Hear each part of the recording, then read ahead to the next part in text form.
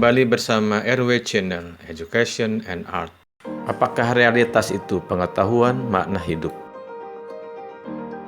Topik besar yang mungkin Anda tangani secara kiasan.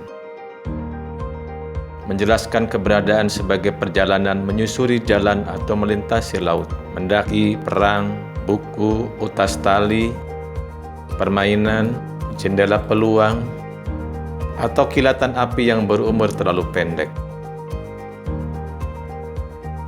2400 tahun yang lalu, seorang pemikir sejarah besar mengatakan hidup ini seperti dirantai gua, dipaksa menyaksikan bayangan berterbangan di dinding batu. Cukup ceria, bukan? Itu sebenarnya yang disarankan Plato dalam alegori of the Cave, ditemukan dalam buku ke-7 dari The Republic, di mana filsuf Yunani itu membayangkan masyarakat yang ideal. Didapati konsep-konsep seperti keadilan, kebenaran, dan keindahan. Dalam alegori tersebut, sekelompok narapidana telah dikurung dalam sebuah gua sejak lahir, tanpa pengetahuan tentang dunia luar. Mereka dirantai menghadap dinding, tidak bisa menoleh. Sementara api di belakang mereka mengeluarkan cahaya redup. Kadang-kadang orang melewati api, membawa sosok binatang dan benda lain, membuat bayangan di dinding. Para tahanan memberi nama dan klasifikasi ilusi-ilusi ini, percaya bahwa mereka memahami entitas yang sebenarnya. Tiba-tiba seorang narapidana dibebaskan dan keluar gua untuk pertama kalinya. Sinar matahari melukai matanya, dan dia menemukan lingkungan yang baru yang membingungkan ketika diberitahu bahwa hal-hal di sekitarnya itu nyata. Sementara bayang-bayang hanyalah pantulan, dia tak bisa mempercayainya. Bayangan itu tampak jelas baginya. Lambat laun matanya menyesuaikan, sampai dia bisa melihat pantulan di dalam air. Pada objek secara langsung, dan akhirnya di matahari, yang cahayanya adalah sumber utama dari segala sesuatu yang telah dilihatnya. Tahanan kembali ke gua untuk berbagi penemuannya. Tapi dia tidak lagi terbiasa dengan kegelapan dan kesulitan melihat bayangan di dinding. Tahanan lain menganggap perjalanan itu membuatnya bodoh dan buta, dan dengan keras menolak segala upaya untuk membebaskannya. Plato memperkenalkan bagian ini sebagai analogi tentang bagaimana rasanya menjadi seorang filsuf yang mencoba mendidik masyarakat. Kebanyakan orang tidak hanya nyaman dengan ketidaktahuannya, tapi memusuhi siapapun yang menunjukinya. Faktanya, kehidupan nyata Sokrates dijatuhi hukuman mati oleh pemerintah Yunani karena dianggap mengganggu tatanan sosial.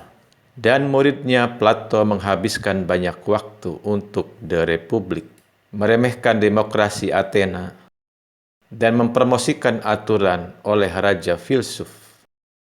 Dengan perumpamaan gua, Plato mungkin berpendapat bahwa masyarakat terlalu keras kepala dan tidak peduli untuk mengatur diri mereka sendiri. Tapi alegori ini telah menangkap imajinasi selama 2400 tahun, karena bisa membaca dengan lebih banyak cara. Yang lebih penting lagi, alegori ini terkait dengan teori bentuk, dilambangkan dengan dialog Plato lainnya, yang memegangnya seperti bayangan di dinding. Hal-hal di dunia fisik adalah refleksi cacat dari bentuk-bentuk ideal, seperti bulatan atau keindahan.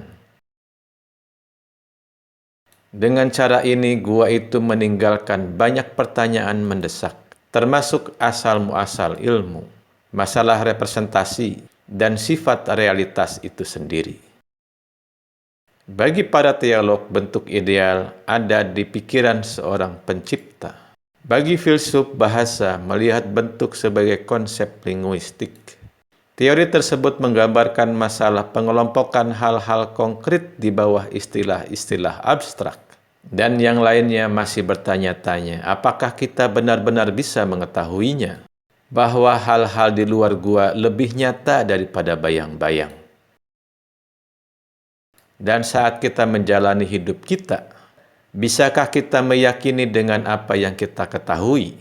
Mungkin suatu hari nanti, secercah cahaya mungkin akan melubangi asumsi Anda yang paling mendesak. Maukah Anda membebaskan diri untuk berjuang menuju cahaya, bahkan jika itu merugikan teman dan keluarga Anda? Atau bertahan dengan ilusi yang nyaman dan familiar, kebenaran atau kebiasaan, cahaya atau bayangan? Pilihan sulit. Jika kita bisa, berita baiknya Anda tidak sendiri. Ada banyak dan kita di sini. Terima kasih, semoga bermanfaat.